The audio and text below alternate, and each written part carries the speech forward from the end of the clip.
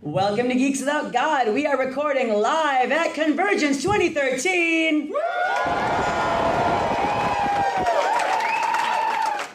Fantastic. Thank you, everybody. That's our amazing live studio audience. I am your host, Molly Glover. I am joined, as always, by my husband, Nick Glover. Hey. And Tim Wick. That's me. And today, our guest is Melissa Kaercher, our first ever guest, and now she's back.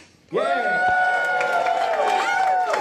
Say hi to the people, Melissa. Hi, people. All right. So, it is our anniversary show. This is literally, we started our show here at CONvergence last year, and we have been recording faithfully every week since then, and now we're back. And so, Melissa, I'm so glad you're here with us. I see what you did there. There you go. There you go. Okay, it's been a long weekend for Tim Wick. All right. So, we wanted to talk about religious upbringing specifically because Melissa had no religious upbringing. Is that correct? Absolutely zero. So, like, You are so lucky. Yeah. So your parents are your parents atheists or just nothingists or Just what's kind of the nothingness. Okay. Nothingness. It's really weird. Pretty much everybody in my more immediate family just no religion whatsoever, nothing. Kind of and apatheist? Yeah, kind of apatheist. And then my paternal grandmother, Christian Scientist. Oh. Nobody else around her, Christian Scientist, just her. She just one day decided to be Christian Scientist, and Weird. That's it. Did she stop taking medicine and things like that too, I and don't all of it? know. Well, no, she was like that since she was young. Weird. Like when she was 20, she actually went to college and which was rare for a woman who was brought up in her time period. But she decided to be a Christian Scientist one day and was that for the rest of her life. And, Wow. But that was it. Everybody else in the family was like, yeah, whatever. Oh, are you local? Have you grown up around here? Yeah, I grew up, born and raised in Minneapolis. And like your family and everybody else? Like how far back? Like just everyone's been from Minnesota for a while. I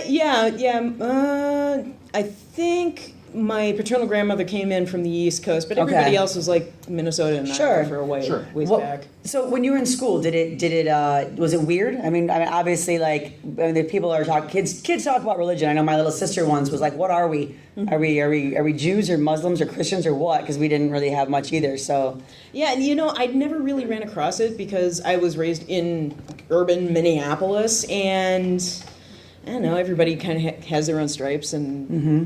I was kind of the weird kid anyway, so nobody really talked to me much. I don't know anything about that. School? I'm sorry? Public school? Yes. And District 1, Minneapolis Public Schools? Robbinsdale. Oh, okay, sure.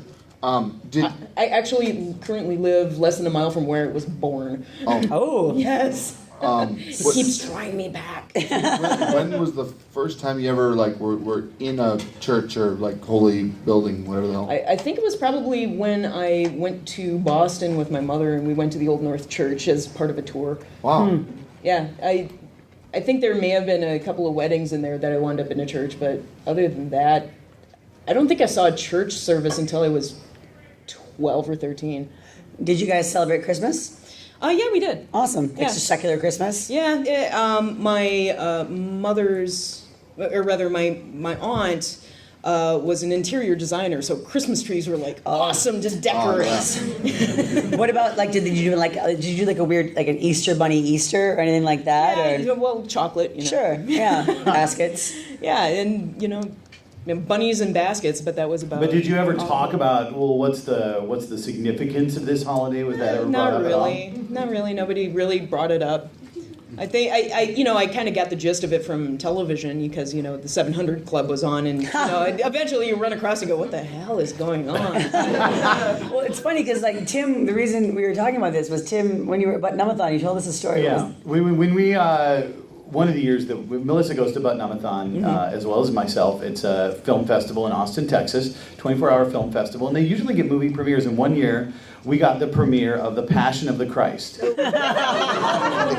wasn't even. It was a rough cut. It was a rough cut. The whole thing was a rough cut. Worse than Passion of Christ. Yeah, it hadn't been edited down. There was no music, so they had used some Peter Gabriel albums to. Oh my God! I'm not kidding. Was it in your eyes when you went up on the cross? No, actually, what they had used was Peter Gabriel had a bunch of music that he hadn't used for Temptation of Christ. Oh. And it actually became an album named Passion, which I actually own because it's very interesting. It has Middle Eastern stuff. Yeah. So when that music came on screen, it's like, I own that. That's Peter Gabriel. But yeah, the special effects hadn't been done. So like when the whipping's happening at the end, there's just a guy with a stick.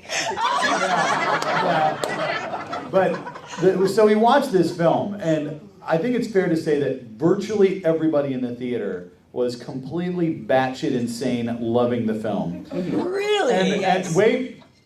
And the row of people from Minnesota, there were 10 of us from Minnesota, and all of us hated it. Yes. Yeah. We just couldn't stand it. I got done and I looked at everybody else and I'm like, am I the only person that feels like I just watched a 3-hour snuff film? Exactly. And Melissa's response was the most interesting because she's like, can you guys explain to me who those people were? Because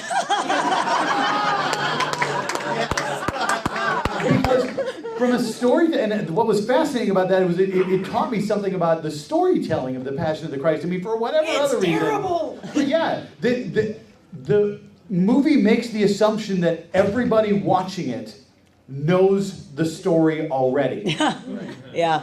And that is a shitty way to make a movie. Weird. Christians making assumptions about everybody understanding their faith. If you're assuming that everyone else knows the story, why even tell the fucking story? I mean, Yeah. Well, I would like to say that I'm not in the target audience for this film. well, but it was really interesting because I'm sitting next to Christopher Jones watching this, and I turned to him at one point and go, why are there demons chasing Peter? And he goes, that's Judas. Oh, really? Yeah. What about that other guy with the beard? Which guy with the beard is that? Is that guy a disciple or a Pharisee? I just don't understand. So What the fuck is a Pharisee? I never saw the movie, but my grandmother. So my nana, she and my now deceased grandfather, they became really religious as they got older, which happens to some people. But so they went and saw it, and she was telling me, my mom, it's just so good. She's like, it means so much more because these people, like them, and what happened. You can really you remember them. And I'm like, you remember Jesus? I didn't know you were that old. And she's like, oh, Molly Cat, maybe you don't remember Jesus because you're I don't know what you are. You don't even, I don't know what you, because she can't say atheist. Because it's like she can't say like gay. It's stuck in her mouth. She whispers it. She'll be like, oh, did you know that her son is gay?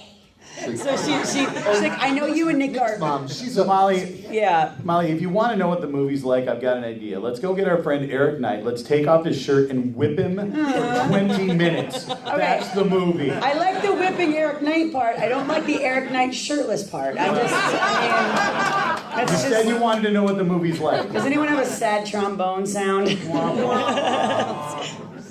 Oh, Oh, the kazoo broke. Oh. Damn wax paper technology. my bird fell off, my kazoo broke. So all right, so Melissa, I'm serious. I mean, so I was raised. We haven't really talked a lot about our upbringings on Geeks Out Got a little bit. We have, but my father and my mother, my biological father was Catholic, so my mother converted for him, and then we were Catholic until I was 9, when my father committed bigamy and adultery and got excommunicated from the Catholic Church, and so did we. So My family would be in trouble. I know, and yeah. So my mom then decided that she did some church stuff, but mostly just for the community aspect of it. And so we just kind of, my little brother and sister were raised at just kind of nothing. Mm-hmm. And so similar to you, like they don't really know much about it. One time we were driving by a church, and my little brother said, "Who's that guy on the T?" and my mom had to try to explain that, but a kid after my own heart. Yeah, did you? So was there ever? You never had any Did you ever feel any kind of like kids never said anything to you, or you never got anything weird from teachers or anything? Never really got into that. That's really awesome, actually. Yeah. I mean, it was a fairly secular community, when I was growing up. Yeah. At large, so we just never really got into it. Yeah. I remember there was this one road trip I took with my dad. He would be driving like golf course care equipment across the state to do, or across the United States to do trade shows and stuff. So every once in a while he'd drag me along, and that's how I did a lot of traveling when I was a kid. And there was a really long one where we're driving through the mountains somewhere. He goes, and I bet I was 10. And he goes, has anybody really talked to you about religion? And I said, I know a little bit about it, but I don't really care. And he goes, oh, okay. And that was the end. That was my life. So, Yeah, what's yours? I was raised Catholic. I was actually confirmed. My dad was actually going to be a priest. Clearly, he decided against that, but I wonder why. he was no. He told a great story, which I think sums up the clergy to me. When he was going to the seminary at the University of St. Thomas, he told this story that that in the cafeteria in the seminary at the University of St. Thomas, when you went into the cafeteria for dinner, the desserts were already set at the table. So what would happen is when the doors opened and all these guys at the seminary who were going to become priests, shepherds of men, when that door opened, they would all run into the room as fast as they could and stick their finger in the biggest dessert. So that to me just sums up the Catholic Church right there. Putting their The fingers Catholic where they Church don't is belong. just walking around trying to stick its finger in the biggest dessert. The biggest dessert being. I wasn't going to go there, but that, Well, you weren't going to go there. The Catholic Church already did plenty. But I was, so- We're not the pedophiles here. Don't on us. But I was confirmed. I went to a very liberal Catholic church, and it's probably a good thing I did, because when I went through the confirmation classes, nobody mentioned anything about like transubstantiation, because I'm pretty Jesus Christ. I'm pretty sure if somebody had said to me, no, it actually becomes flesh and blood, I would have said, you're fucking with me, right? Yeah. So I was in catechism. They told us about that, and I was a very intense small child, and I believed very faithfully what anybody in authority told me. And so I was. The nun told me that you can't chew the Eucharist because it will turn to flesh and blood in your mouth, and you'll go to hell. So I. What the hell? I know. So I spent an entire summer practicing this. Oh boy. Kind of Swallowing. makes Sister Act seem a lot more sinister, doesn't it? I took bread. I would take a piece of bread. I would take the crusts off. I would flatten it out into a disc about the size of the Eucharist wafer, and then practice swallowing it whole. And then I was eventually to the point where I could swallow an entire piece of bread. Yeah. No, seriously though, like a piece of bread that like I'd ball it up to the size of a golf ball and just try to swallow it, just to make sure it would be okay, because I was really panicking. And my mom found out what I was doing and was horrified. And like called the nuns, and the nuns like, it sounds like she's very pious. So I, for Lent one year, I wanted to give up food like Jesus. So I asked my mom if I could just give up food for 40 days, and she said no, and I cried for like the entire night, because I'm like, I'll never go to heaven if you don't let me do what I want. Makes sense. Nick, how were you? You were raised like Lutheranish first? Yeah, well, my mom is the daughter of a Lutheran minister who's kind of a Jimmy Carter, Fred Rogers kind of hippie Lutheran guy.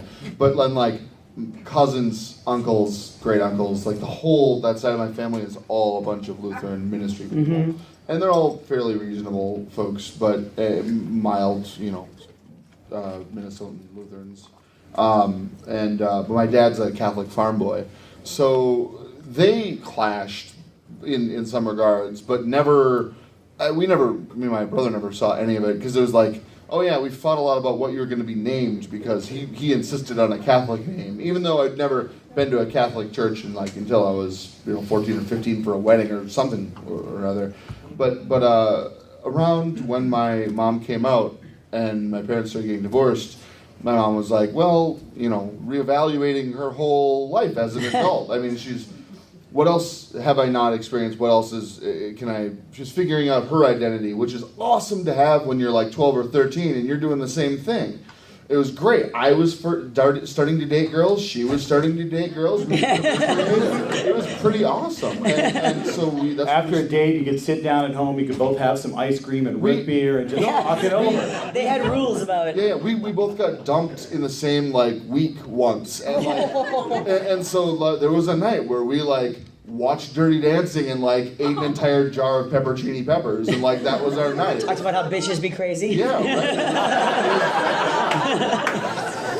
and so, around that time we started going to a Unitarian church, and UU, right? 34th and DuPont, which is the more like kind of hippie spiritual one than more secular one, and that was awesome because people didn't really care what you believed in as long as you weren't a dick. What's funny is lately we've had since Nick and I kind of, I don't want to say came out, but like became decidedly atheist and started the podcast and became more vocal about it. We've had dinners with his mom where she's gotten a little tipsy on wine and been like, I don't think there's a God either. I don't. I'll just say it. I don't think there's a God, and it's like okay. Now can you say that when you're sober? Yeah, exactly. And my stepmom she's a little bit more like level-headed and calm than my mom is in that regard, and so she's like, yeah, I mean, we don't really, we don't care. It's cool, it's nice, it's relatable, and that's kind of fairly recent for them too.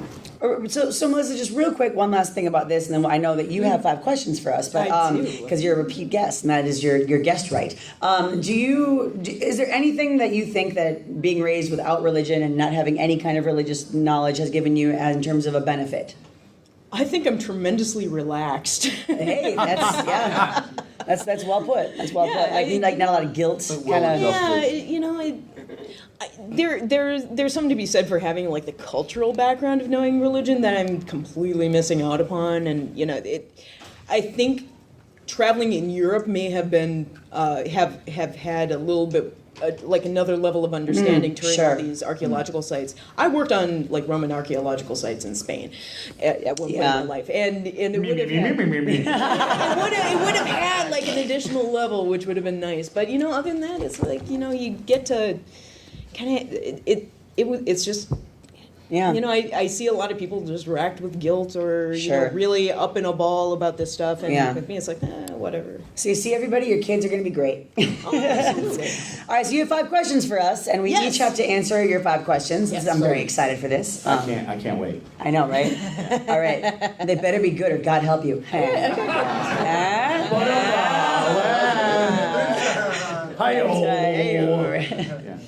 What is your current ringtone and why? If it is not your ideal ringtone, what would that be? I will start. My current ringtone, that's just kind of my default, is Lost Woods from Ocarina of Time. So that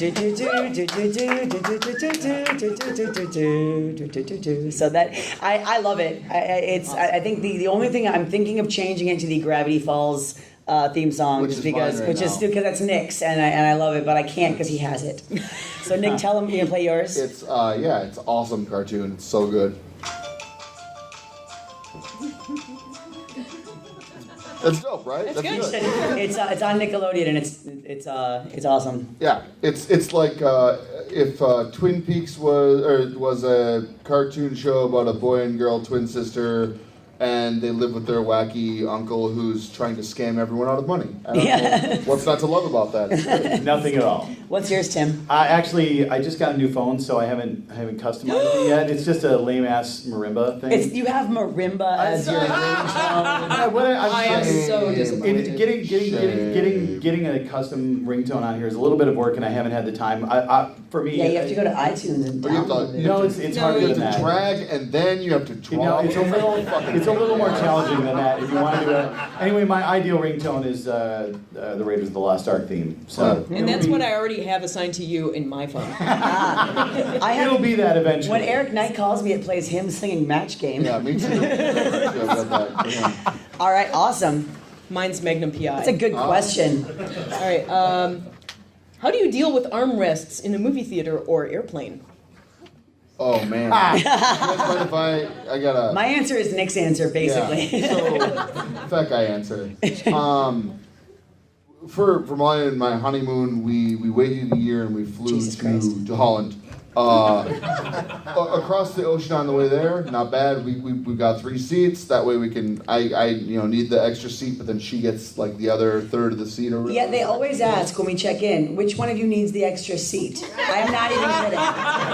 It's like, wow, thanks for making us say that out loud, but it's me. It's singling me out there. And so usually, we between the two of us, we split a seat.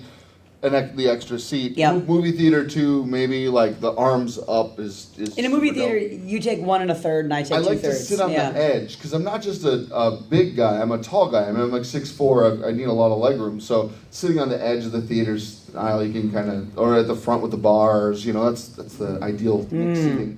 But on our way back from Holland, the seat armrest would only go up about like a Heil Hitler length, like angle. Like 45 Useless. degrees or whatever. I'm going to call 45 degrees the Heil Hitler. Yeah.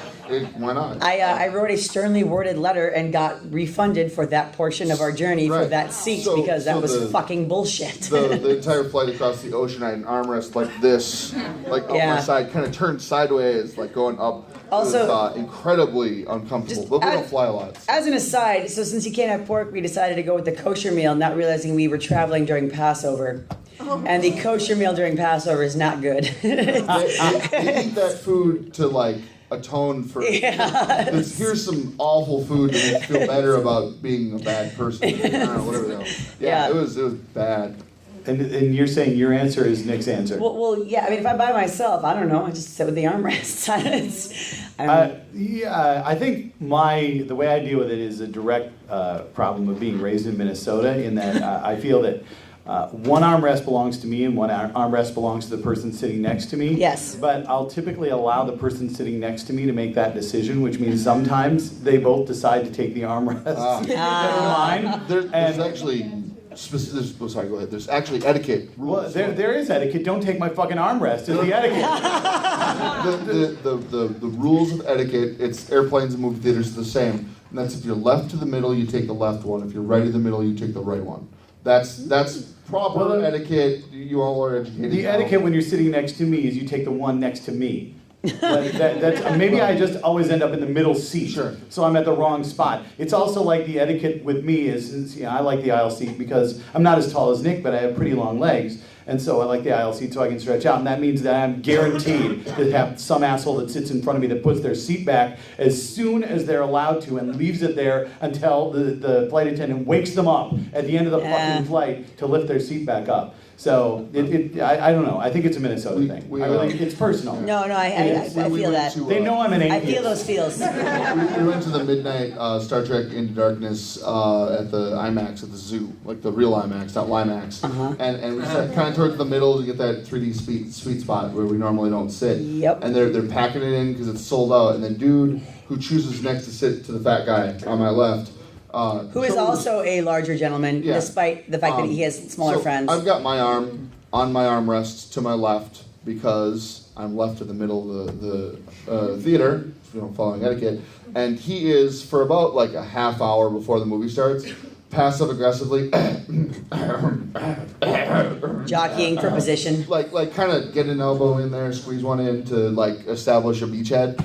And finally, after like a half hour of me like ignoring his passive aggressiveness, he says, "Something's got to be done about this armrest situation." And I said, "Oh yeah, man, no, it's cool. Our airplane rules. I take the one on the left, you take the one to your left. Person on the end gets theirs on their left." He goes, And it's like, all you had to do was say something, bro. I'd be happy to explain the situation Lawyered. to you. Victory for Nick. All right. Question 3. Question 3. What is your favorite soup? Ooh. Broccoli cheddar. Broccoli cheddar. I know, it's boring, but I fucking love broccoli cheddar soup. It's yummy. All right, so It's broccoli and cheddar. That's what I'm saying. Same bowl. Hot soup. I love a chicken wild rice, specifically the one at Kowalski's. Cold soup, gazpacho. I love gazpacho. Like I really, really like it. I went to Spanish camp a lot, so. I like tomato basil or like a tomato soup. Like Tomato soup with basil a grilled Baker cheese Square is sandwich is really good. Oh, that's the But bomb. that's like my childhood Quail soup. Goat None soup. of those soups have broccoli or cheddar. Yeah, your soup looks like someone vomited it into a bowl and smells like farts, so I'm not interested. Enjoy your hot vomit farts. Molly Z in the audience now, I've ruined soup for her. I just think just in general. All right. If you had $1 million, what is the most ridiculous thing you would buy? Ridiculous thing you would buy, huh? Ridiculous. Come on, Molly, you got an answer. Yeah, I do. Okay, so I would buy, for $1 million, I would have to buy like first edition signed of every Stephen King book ever. That's what I would go for. Every single fucking Stephen King book, first edition, signed hardcover. That's what I would spend. And I wouldn't want to go get him signed by him because I would lose my mind and not be able to be cool. So I just want them pre-signed. That's fine. I think I want like a room in our new house that we buy to be a like Doctor Doom like shrine with a Latverian throne to like put it in the middle and like paint it like green and black and like the Latveria colors with a Latveria flag on the wall and then shelves for all my figures. I support this idea. Statues and stuff like that and like a big Nick-sized fucking pimp-ass Doctor Doom throne.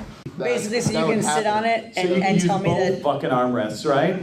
Yeah. Yeah. Yeah, that would happen. Tim, what about you? I have a tough time with this one. There are a lot of ridiculous things I would buy. I think what I would probably do is I would buy the most tricked out RV I could get. And I would quit my job and I would just drive around the country staying Aimlessly. going to national parks for the rest of my life. Oh, national For parks. 40 fucking years, that's what I would do. The guy, I just want to note that the guy who said he'd build a shrine to a fictional character just called you a fucking nerd. I can live with that. All right. You got one more? I got one more. Oh boy. What is the best movie you have seen in the last month? Oh man. 'Cause I want to know, man. Well, I it got an wasn't answer. World War Z. I got an answer. Really? I got an answer. Yeah. All right. The best movie I've seen in the last month is The Maltese Falcon. I watched it almost exactly a month ago, and really, in any month in which I've watched movies that The Maltese Falcon is included, pretty much it's going to be The Maltese Falcon. That's the best movie I've seen in the last month. Fair enough. And if you haven't seen The Maltese Falcon, what is wrong with you? I don't like it. That's, No, I don't like old movies. I know, you don't like it because you're, No. you're crazy. No. Right? Well, Yes. they fixed it. Then how is it that you don't like The Maltese Falcon? I don't understand. I haven't think seen this it. is the end. I think yeah. that's what I would say. Yeah. It was very funny. The religious themes were a little like boring after a while, but it was very funny. I like Seth Rogen and those guys. I am man, because we see all the same movies, and that's what I was gonna say. So fuck you, Nick. I watched Drop Dead Gorgeous on TV a couple weeks ago, and that is a goddamn amazing movie, which I can quote from start to finish. So that's, if you haven't seen Drop Dead Gorgeous, it is set in Minnesota, in small Mount Rose, Minnesota, and it's about a beauty pageant that takes place there, and it's so funny, and it's got Kirsten Dunst and Kirstie Alley, Denise Richards. It's really good. It's very black, dark comedy. So And the makeup in that film was done by former CONvergence guest of honor, Krist Ballas. I had no idea. That doesn't surprise me though. Oh, it's really funny when they say they're going to the Mall of America and they're in the old Eden Prairie I Mall know. parking lot. Yeah. Liar! Baby. Yeah. It's like could you not go to the Mall of America? I don't understand. It's not that much further. The Eden Prairie Mall got a lot of workout. I know. Because it looked like the 80s vomited on it. Awesome. It was great. Yeah. All right. So Melissa, I a little bird told me. Okay, fuck it. Tim Wick told me that last time you had your answer for our fifth question, which is what is the stupidest thing anyone's ever said to you about your atheism? You want to redo? Yes. All right. So I want to. So Melissa. Yes.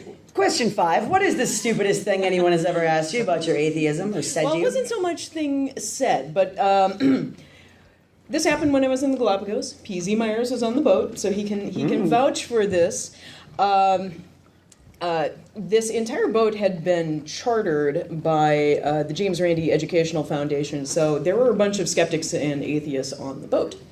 It held about 90 people, so it wasn't a very large cruise ship, but it was entirely our group. The people on the boat were all Ecuadorian, and the gentleman who would come out onto the deck to play lovely tunes on his little Casio tone organ barely spoke English. I don't know if he spoke much at all, really. But after a couple of days of playing music for us, he noticed that we weren't really engaged with the music. So the story goes that he went to somebody else on the ship and asked what atheists were. Because he heard the term, and he didn't know what it was. And the person he asked said, "I think that means they're Jewish." Now, I don't know if this was an honest mistake or if they were fucking with him. But the cabana boy, he was beautiful. He was like somewhere between 19 and 22 and just beautiful, big, perfect smile, little Hawaiian shirt. He was going to win his way in our hearts. He was ready to do good by us. So there was a lunch where he came out and started playing. And what we saw as people who were eating lunch on the ship, or heard rather, as we were chatting with each other, we heard Hava Nagila. Huh, that's Hava Nagila. That's so weird. Interesting choice. But who doesn't love Hava Nagila? That's kind of, it's festive. It's a festive tune. It's interesting. And then we go back to talking, and we, about 10, 15 minutes go by. And then you notice it's still Hava Nagila. He's going through every variation of Hava Nagila he can think of, because that is the only Jewish song he knows. The entire meal was Hava Nagila. Wow. By the time he got to the end of this, if he had an album, like CDs printed that were just him playing Hava Nagila, I would have bought 10 of them.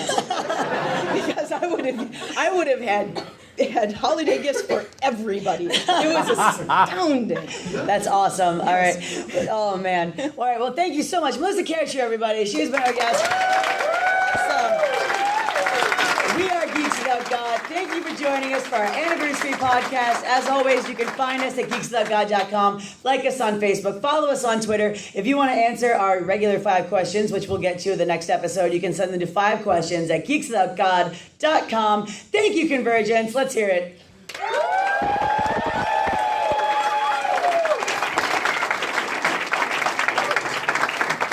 Well done. All right, we're going to switch some microphones around. I'm going to save this file so we don't lose it. And we'll start the next episode shortly. How's everybody doing? I meant to have a lot more Geeks Without God stickers, but I've got like 8. I've got a few. Oh, you got it. So, there's stickers here. You can grab them at the end of the show. Look, if it's good enough for PZ Meyer's iPad, it's good enough for you. That's what this Geeks Without God sticker has been to Ireland. Yes. And many other places, yes. He's a world traveler, our next guest. All right. All right. You guys be interested. I have about 5 minutes. 24. Oh, interesting. I believe there's a question in the audience. How do you feel that being raised with Christian privilege, but without the kind of mythic background for it, has that affected your ability to recognize that privilege? I really don't know. I mean, one of the things about privilege is it's hard to see when you're inside of it. But I've been pretty relaxed about it, honestly. I'm usually pretty cool with being the one who works over the holidays while everybody else takes time off, and really, I like being in the quiet office. But I mean, it's nice to be white. It's nice to be in a culture where I'm gender normative and Cis.